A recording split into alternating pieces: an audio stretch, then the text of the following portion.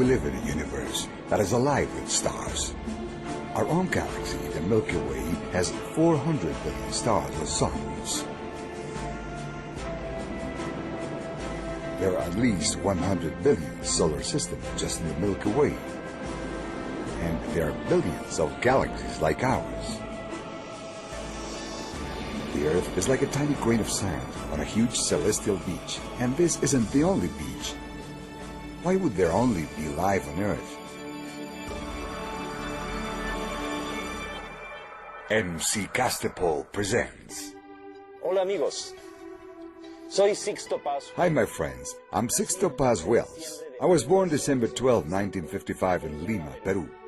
My father used to research UFOs before I was born, so I was raised in an environment where the subject was common. In fact, my father used to teach my brothers and me, when we were boys, to think that it would be impossible that there would be life only on Earth. He said it would be very strange indeed if there were no life beyond this planet. My father, with some friends from the Air Force, created an institute for the study of UFOs. In 1973, he was invited to speak to a yoga group, and I went along with him. I was 17 years old then. While I was there, I met a group of people who were very much into spiritual subjects, although not in a religious way. I liked so much what they had to say that I spent some time with them practicing breathing, relaxation, concentration, and the meditation of Hatha Yoga and Mantra Yoga. The following year, 1974, a report in the most serious and conservative newspaper in Lima, El Diario El Comercio, said it had been discovered that outer space was not a place of deathly silence as believed, and that noises coming from the universe were a cacophonous riot of sounds, some of which might be other civilizations trying to communicate with us across the universe. This interesting report made my father invite Dr. Victor Yañez from the police hospital in Lima, who held a high degree in masonry and was a member of the Theosophic Society, to lecture on telepathy, or transmission of thoughts across long distances. The doctor said that if people of other worlds were trying to communicate with us, they might not just come in spaceships. They might try to communicate through our thoughts, or astrally, through our dreams. This idea seized my imagination with such force, and when I got home and told my mother and sister what I had heard, we decided to try it out, to play a game where we would try to clear our minds and receive a message from beyond. We sat down at a table with paper and pen and agreed to write down any thoughts that seemed not to be our own, but coming from somewhere else. By doing so, we hoped to detect a possible message. We started to practice some meditation, and about 15 minutes later I felt an irresistible urge to write something down, and an anxiety that forced my eyes open. I was not in any trance state whatsoever. I was fully conscious.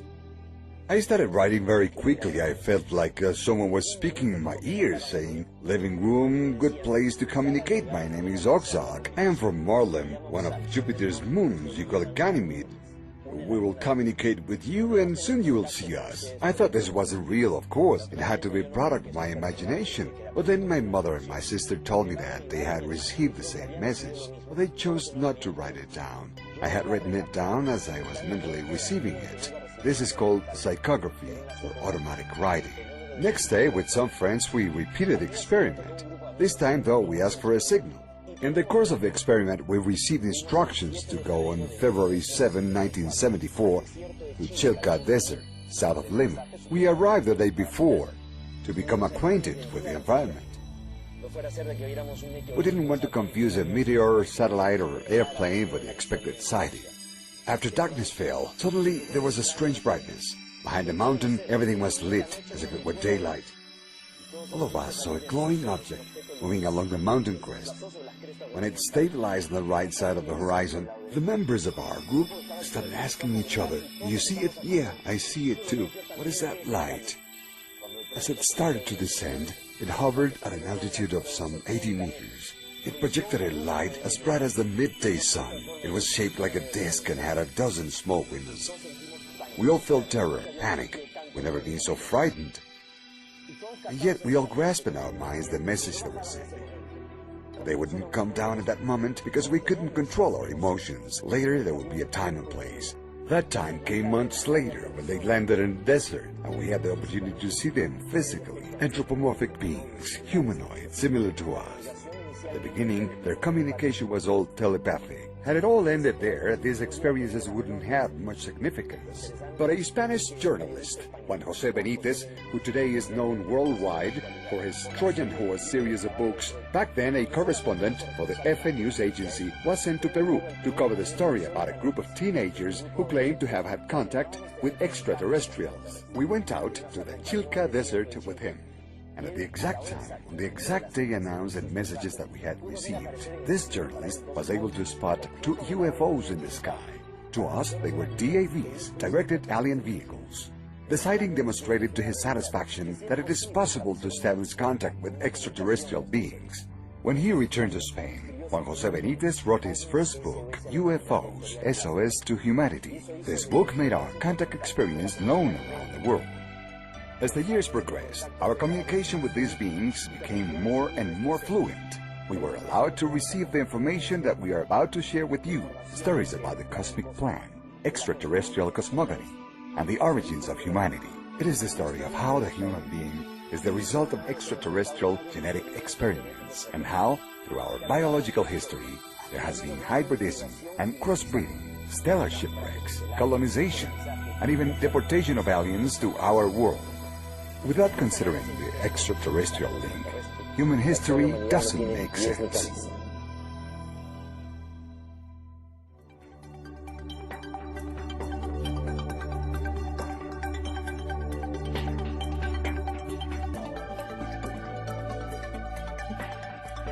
UFOs, our extraterrestrial past, the cosmic plan. In the early 70s, there began to appear in the south of England a series of mysterious patterns imprinted on field grains. These markings were referred to as agroglyphs, or crop circles. They always seemed to appear at harvest time and on grain fields. In the Middle Ages, the same phenomenon in harvest fields was recorded. The patterns appeared, and at the time they were considered to have been made by the devils, by the fairies. They were called fairy circles, and the people were warned that whoever walked inside them ran the risk of disappearing. When these patterns began to show up in the 70s, at first they were simple figures, circles, triangles, and rectangles. When they were just circles, it was first thought it might be a geomagnetic phenomenon, or the result of whirlwinds or small tornadoes. But when the figures started becoming more complex, more beautiful and larger, there was really a compelling interest in investigating them. This interest increased even more when researchers realized that the spikes of grains were folded. They weren't broken. This was not the mark of a person stepping on them or a violent impact. A subtle force had folded the spikes. There was a strange sort of mutation in the crystals of the grains, suggesting that a magnetic force or some type of energy had made the figures. It appeared to be a message from the heavens to us here on Earth. In 1996, at Oliver's Castle, a video was made of some illuminated spheres that began to flutter over the harvest fields, and in fractions of seconds they made an imprint, these same type of figures. On August 17, 2001, alongside the Schill-Bolton radio telescope, there appeared a set of 2 figures, initially a gigantic 3-dimensional phase. At ground level, there was nothing visible that would make us believe that this was a phase. These were just little piles of weed. But that phase is not unknown. It is identical to the phase of Cydonia on Mars, a phase that was discovered on a mountain on the surface of that planet. And what is the other figure? A rectangular figure that turns out to be the answer to a message that was sent from Earth on November 16, 1974. Frank Drake, a friend of Carl Sagan, using the big radio telescope of Arecibo, Puerto Rico, had sent a radio signal to space to M13, the great nebula of Hercules, located 24,000 light-years away. He hoped that at some time some intelligent civilization would receive it and would respond. Radio waves travel at the speed of light. almost 300,000 kilometers per second. That radio wave would take 24,000 years to get there, and if there had been an answer, it would have taken 48,000 years to receive the reply. Who would be here on Earth to receive the answer?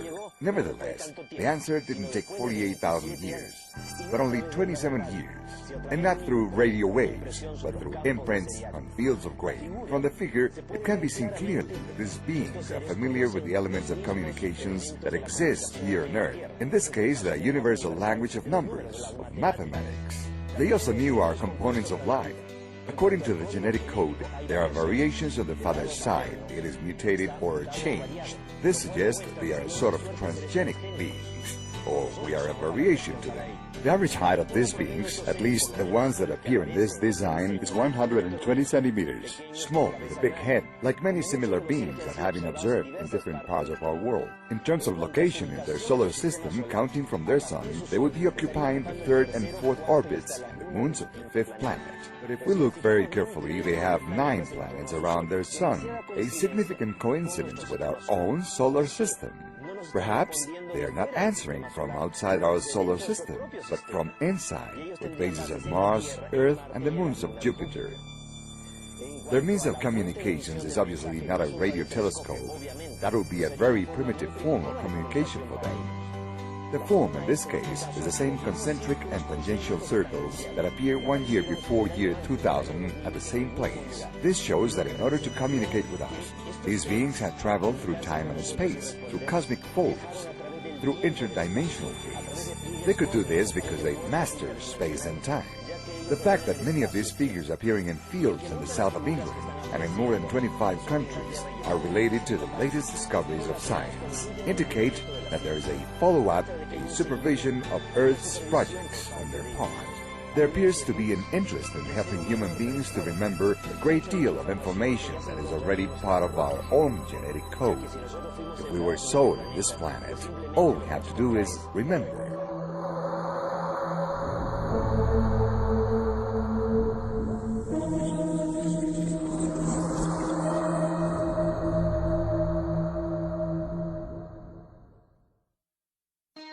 Little by little, scientists have been discovering that there are multiple dimensions, that we are multidimensional beings. We live in a material universe of 7 dimensions, and to act in this material universe, we have 7 bodies. One of them is the dense physical body. Then there is the astral body, which is the one of the emotions and desires, joined to the physical body through an energy umbilical cord known as the silver cord, which is broken when a person dies. The third vehicle is the lower mind, which is the one of the character and personality. When a person dies, the physical body dies, the astral body dies, and the character and personality die along with them. The fourth vehicle is the superior mind, the entity with our psychic faculties, our extrasensory capacity. The fifth vehicle is the soul, the gathering place of our experience in past lives. The sixth vehicle is the spirit, which is our consciousness. The seventh vehicle is the essence. There are 7 bodies to act in the 7 dimensions of this material universe. Beyond the 7th dimension, like music in a superior octave, there is a universe parallel to this one, not a material one, but a mental universe, and the beings that originate there are the ones we know as angels, archangels, thrones, principalities, cherubs, seraphim, powers, dominations. That mental universe corresponds to the 8th, 9th, and 10th dimensions. And beyond those, starting in the 11th dimension, there would be a 3rd universe that is spiritual. The spiritual universe would have created the mental universe. The mental universe would have created the material universe. So God would not have created us directly, but through intermediate hierarchies, acting through a group of ultra-terrestrial beings, beings from the mental universe, which we know as Jello, the shining ones, the sons of God. The first civilization to emerge from this last creation had a very auspicious development. In a short time, they advanced a great deal, and they passed very quickly from the first dimension to the second, from the second to the third, and from the third to the 4th dimension of consciousness, which means that as these beings evolved, they were helping other civilizations to evolve. But for those at the head, there came a moment that they became stuck in their own evolution. All of a sudden, Those who were in the fifth and sixth dimensions were not able to continue to advance and make evolutionary progress. Why? The first three vehicles, the physical body, the astral body, and the lower mind, constitute what we know as the material consciousness plane. They connect us through the material plane with the material universe of 7 dimensions. The superior mind, the soul, and the spirit constitute the plane of mental consciousness and connect us through mental consciousness to the mental universe, and with the 3 dimensions of the mental universe, the 8th, 9th, and 10th dimensions. And the 7th vehicle, which we could also divide into 3, will, wisdom, and love, connects us through the spiritual plane with the spiritual universe, which would be the 11th and up.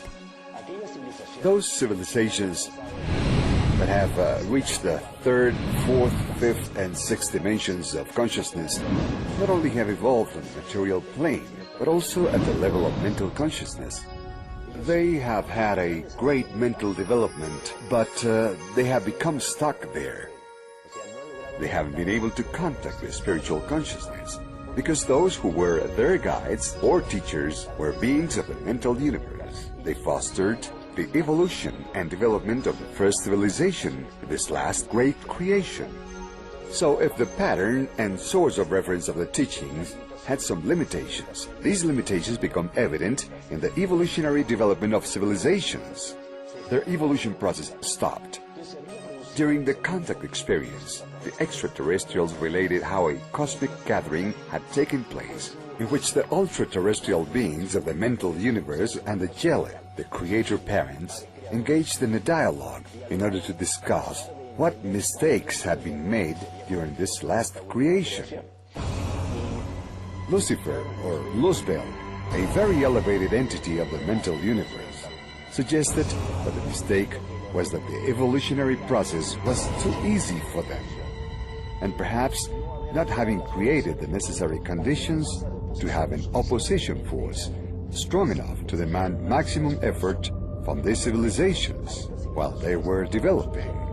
Lucifer suggested introducing dissociative entities from the mental universe into the material plane to act as demons, making the evolutionary process very difficult. This would re-establish the original rules.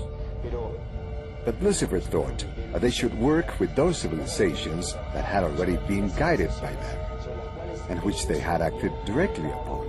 Those civilizations that were already in the 5th and 6th dimensions of consciousness, and were very close to reaching the 7th dimension, and were about to connect with the creator force. But the other ultra-terrestrials disagreed, saying it was like changing the rules of the game. Just as if we had a son in a military boarding school with rigid discipline. Just 1 year short of his graduation, we put him in a mixed school that is not a boarding school and has no rigid discipline. There is a high probability that he would fail. So these ultra-terrestrials said, you can't change the rules of the game for those already in the advanced stage. And these entities suggested working instead with new civilizations, civilizations that were just getting started. But there were also opinions that it wasn't fair either to vary the rules governing those civilizations. So the final decision was to work with civilizations that had never existed, with planets that had never developed. One of those chosen planets was the Earth. Why? Because according to the extraterrestrials, 1.2 billion years ago, a meteor shower extinguished life on planet Earth. Our world, being a dead planet, a planet with no future, would permit hosting this experiment, along with 7 additional planets. A group of extraterrestrial civilizations received authorization from cosmic hierarchies, of beings of other dimensions, to travel a long time in space and arrive on Earth before the Earth died, and stop the planet from dying by creating for the Earth a paradoxical alternate time. Let's imagine for an instant that time in the universe is like an ascending spiral, and in one of the curves of the spiral, the Earth died, but the universe continued. So a group of civilizations that is able to travel through space and time, through cosmic folds and multidimensional gates, arrives on Earth and stops the Earth from dying. These emissaries took charge of transforming acid oceans into alkaline oceans. They sowed spores in our world. They accelerated the process of life, hoping that our planet, at a certain moment, could foster a civilization with a psychic and spiritual potential, able to reach levels of evolution that not even these visitors had achieved. It would be a civilization able to reconnect with and establish a bridge of communication with the creator universe, with the spiritual universe. It would be a civilization destined to surpass their own level of development. The prospect of this opportunity going to new civilizations did not make Lucifer happy. From the very first moment, he tried to boycott and sabotage the project and prevent it from going forward, because it wasn't what he had suggested. We will discover then that the first civilization to be established on our planet was of extraterrestrial origin. Beings of the constellation of the Swans landed on our planet, in a continent in the area corresponding to the present location of Antarctica. This first civilization was also called Antarctica. Later on, other beings arrived in what corresponds to the Mesozoic era, or secondary era, and they installed themselves in the upper part of northern Europe, in what became the Hyperborean civilization, the Upper North.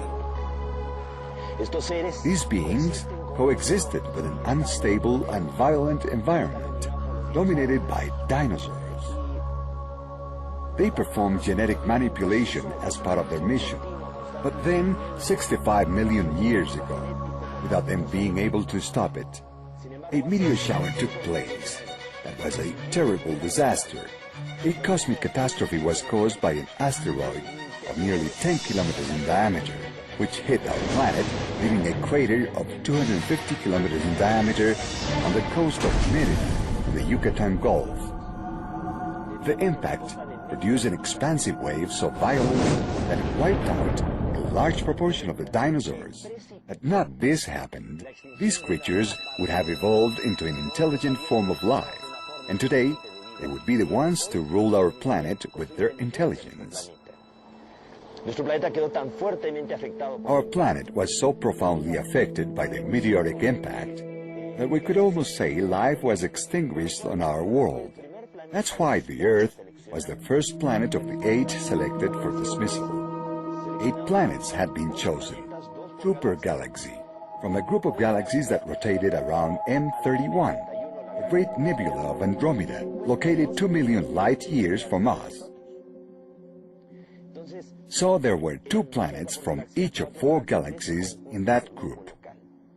After planet Earth was dismissed, they concentrated on the remaining 7 planets. But with time, 3 of those planets were totally destroyed, but even dust remained for them.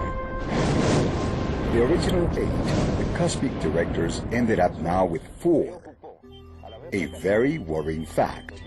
Having the project fail on the other 4 planets, they decided to give a new opportunity to planet Earth.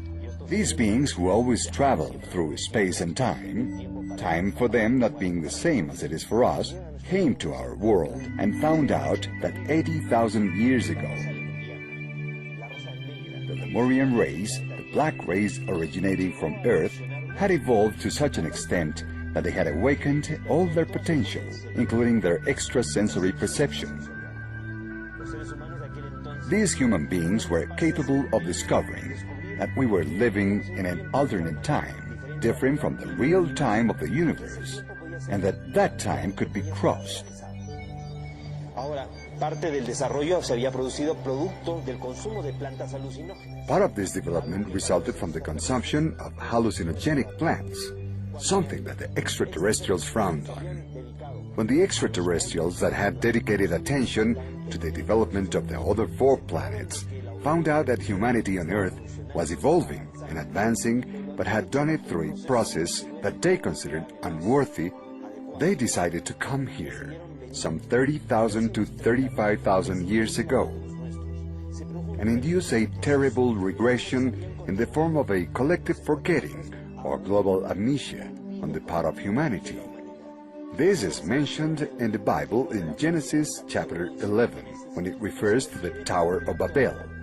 There was an era in history when human beings used to speak the same language. What this means is that we had developed telepathy, extrasensory perception, and we had even been able to construct a ladder to the sky, meaning a connection with the superior, with other realities.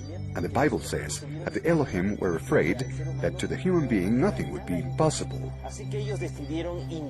So they decided to intervene, to make us forget. That is how 30 to 35,000 years ago, a terrible devolution of the human being was induced in the form of a generalized amnesia, which served to enable the visitors to reassert their own supervision and their control. 25,000 years ago, the beings of two big civilizations, Orion and Pleiades, were sent by the galactic counselors to intervene on our planet as guardians and sentinels. Some of them were beings from Orion, and others were beings of the Pleiades. Not all Orions had a humanoid or anthropomorphic appearance. There were ones with reptilian appearance, specifically the chief of the Orions, who was called Satan, an extraterrestrial, not to be confused with Lucifer, who was an ultra-terrestrial. Over centuries of angelology, the study of angels, so much confusion has developed that sometimes the same name is used to refer to an angel of light or one of darkness, and vice versa. For example, the word Satan, adversary, is used to refer to Lucifer when they are two completely different entities. The Guardians and Sentinels had the idea to evaluate the evolutionary process of humanity. As mentioned earlier, a terrible devolution had been produced, specifically referred to in chapter 11 of Genesis, when it says the Elohim saw that the human beings spoke the same language and that we had been able to build a ladder to the sky, that now nothing would be impossible for us.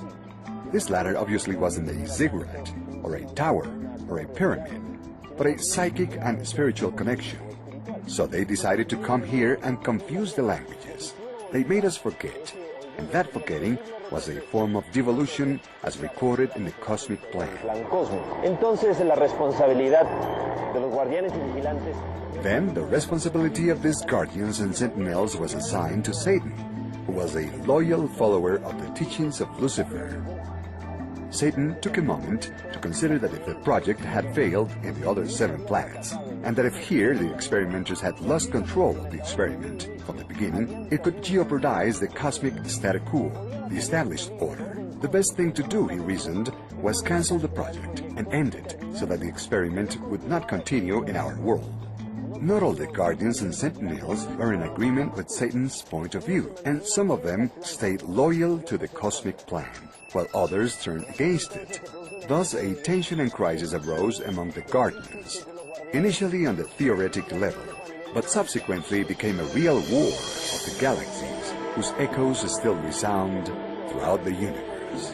The Bible tells of the war between the sons of light and the sons of darkness, the war of the angels. The Mahabharata and the Ramayana talk about the true war of galaxies, with our world as a neutral scenario of their battles. At the end, the leaders of the opposition were subjected to extradition to Earth. They didn't want to come to help us. They were forced to come here.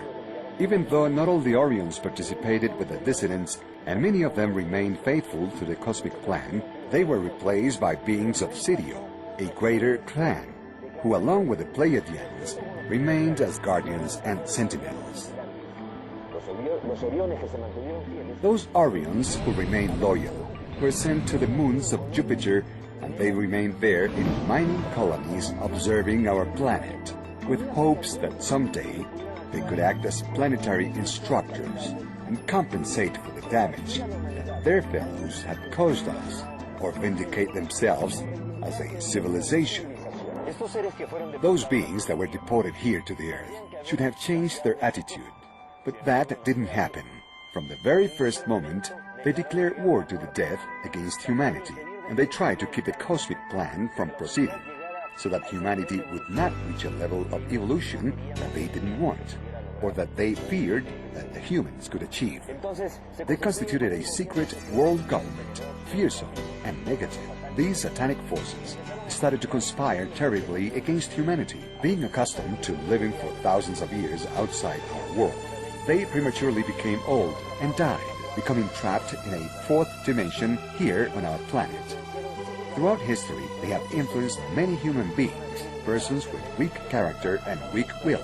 They connected these persons to politics, religion, and economy, to the leadership of the military, and to fashion and music, in order to sow worldwide chaos through these human agents and lead the world to its own destruction. The extraterrestrial beings of this terrifying and negative planetary regime are the ones who also somehow had influence over the Pleiadians to commit the serious transgression of having sexual relations with human beings on Earth. It was Semyasis, the boss of the 200 Pleiadians, who had sexual contact with the human beings. This is mentioned in Genesis chapter 6, when it says, "When the men started populating the earth and producing children, and the sons of God, the angels of heaven, seeing before their eyes that the daughters of men were beautiful, took as many as they wanted, and with them they procreated the ancient heroes of the past."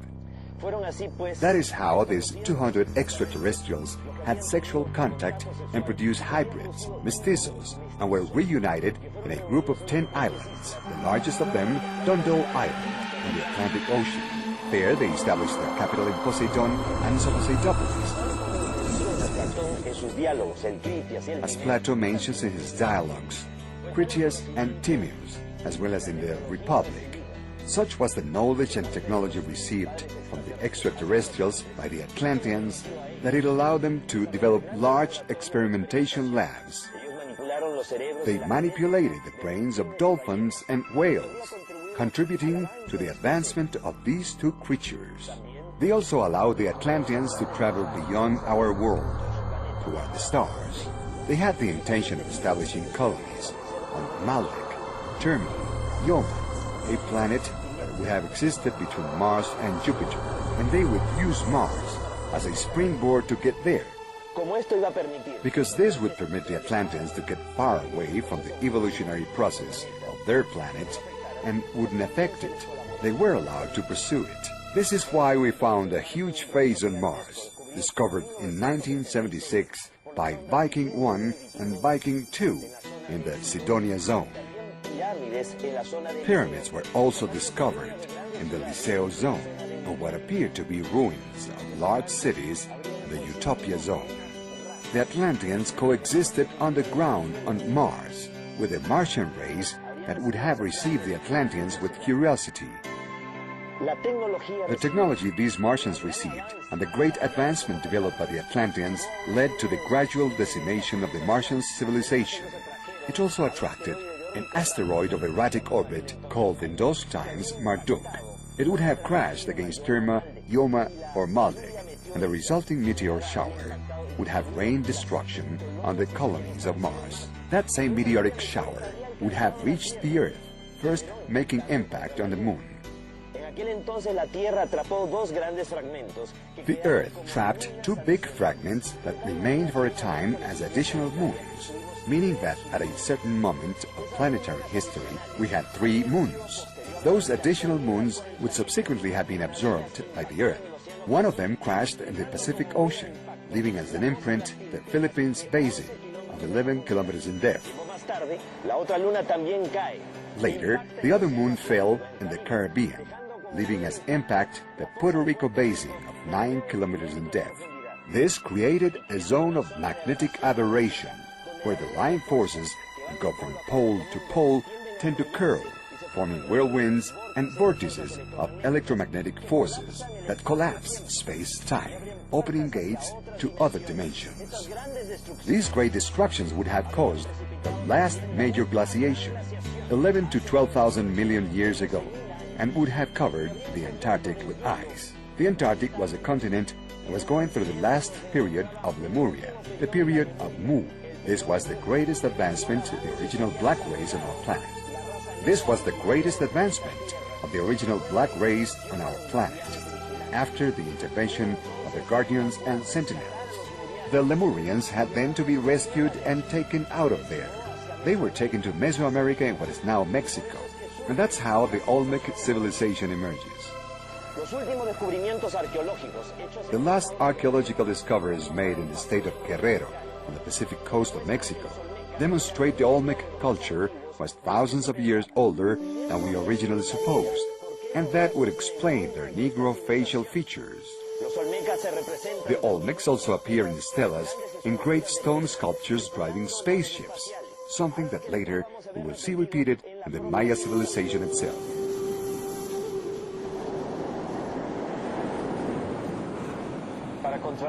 To counteract the nefarious effect of all these negative influences, 32 beings from 32 different civilizations were sent to Earth and landed in the desert of Gobi in Mongolia and founded the mythical Shambhala, the capital of the Dagartha kingdom of the extraterrestrial world.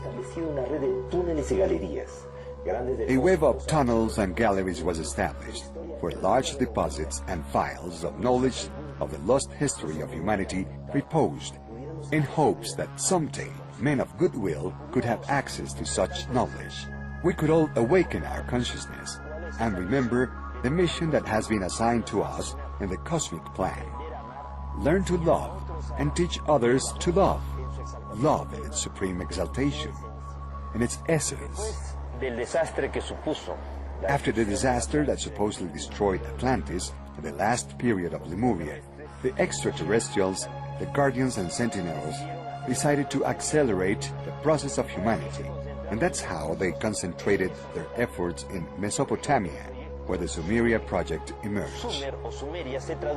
Sumer, or Sumeria, translates the country of spaceships, and it is there where the first pyramids, the ziggurats, are constructed.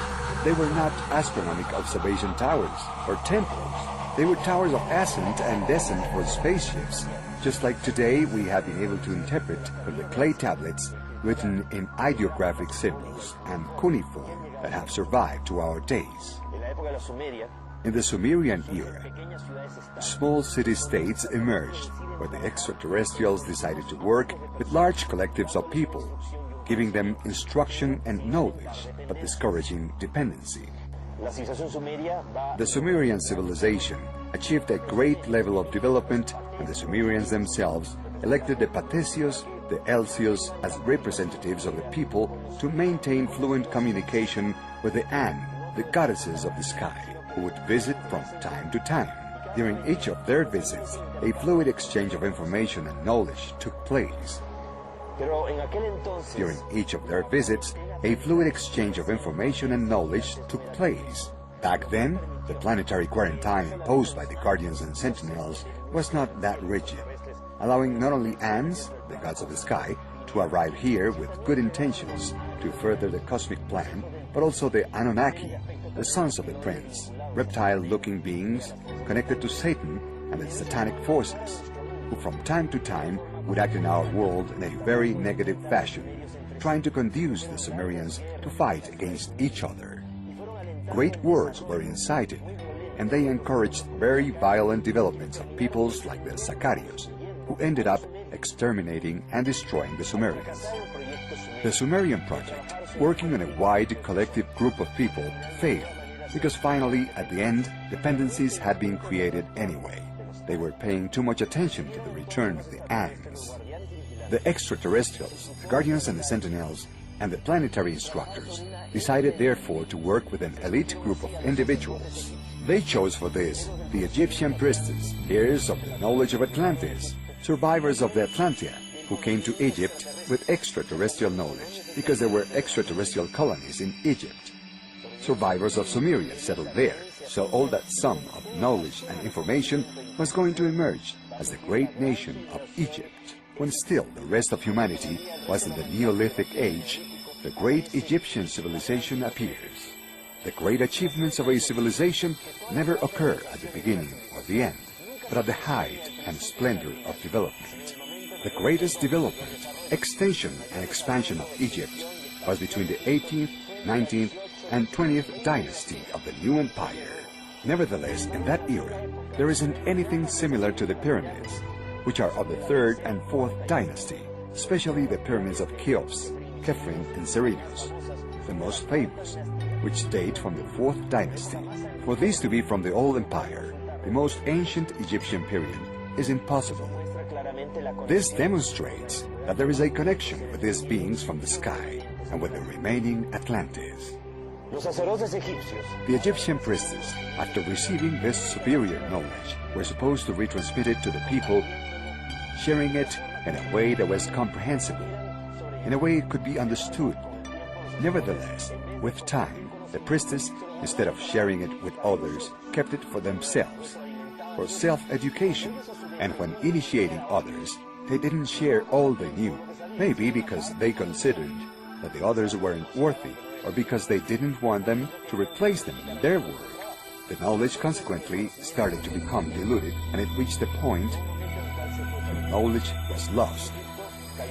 Egypt fell under the influence of these terrifying dark forces that tried to get humanity to forget. So after failing in working with a wide group of people and also with an elite of individuals, it was decided to work with one individual and to program his or her genetics. By chance, the chosen one was Abraham, psychic since birth. He used to easily have telepathic communication with these beings. And what is more, he was such an intelligent man with such broad judgment that he accepted at that time, when there were 1,000 commonly accepted gods, the idea of one single God, which was a very advanced concept.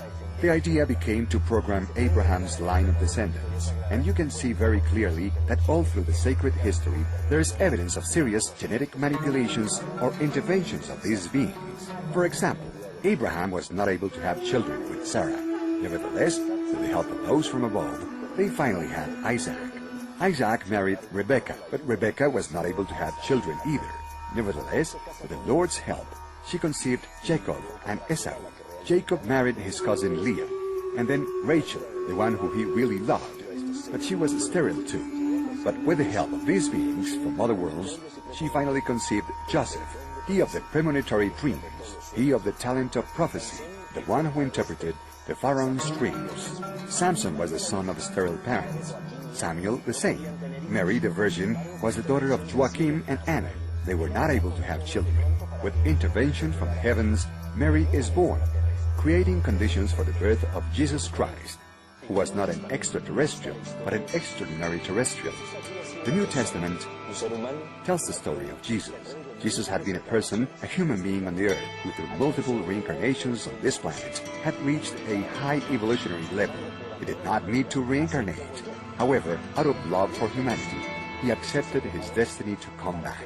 He prepared himself for his 3 years of public life in such a way that a cosmic symbiosis took place in him, a transmigration, by which a being from the category of the sons of God, a jealous, a shining one of the creator parents named Michael, fused with him, coexisted with him during those 3 years, keeping him company in the realization of his great mission. What did this great mission consist of? Specifically to teach humanity that love is the strongest force in the universe, capable of overcoming everything and transforming everything, including overcoming death, understanding love as respect, tolerance, and forgiveness among human beings. The day will come, according to the Apocalypse, that humanity will have access to a certain knowledge that was hidden for ages. When this knowledge emerges, the forces of darkness will become subject to humanity for 1,000 years. At the end of the 1,000 years, which begin on the 22nd of December, year 2012, a new millennium will start. And at the end of that millennium, it is believed that humanity will take the side of the forces of light in a last great battle, the Battle of Armageddon. But what would happen if at the moment humanity finds out that we have been victims of a cosmic conspiracy in which extraterrestrials and ultra-terrestrial forces, our creator parents, and even our older siblings have conspired against humanity? What would happen if in that moment, instead of humanity struggling against the darkness, in a supreme act of love we say, "Father, forgive them, for they were mistaken"? They tried to prevent the evolution of man on Earth, and on the contrary, they made man of greater value and greater significance. Such was the pressure on the coal, meaning humanity, that the quality of the diamond is excellent. In this moment of forgiveness, a cosmic redemption of the Earth will be sealed. What is expected to happen in the following years?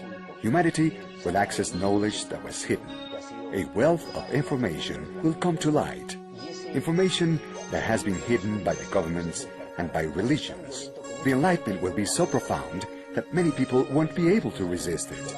Among the things that humanity is going to discover is that we are in an alternative time, paradoxical, that we are not in real time, and that we are getting closer to a reconnection, a synchronization of times. In the months and years following December 22nd, year 2012, we are going to see a speeding up of psychic potential in dreams and consciousness. Great transformations in the planet will take place at the ecological and climatic levels, including natural catastrophes of tremendous impact. Why? Because the Earth is getting closer to a great planetary labor. The Maya civilization wisely anticipated this.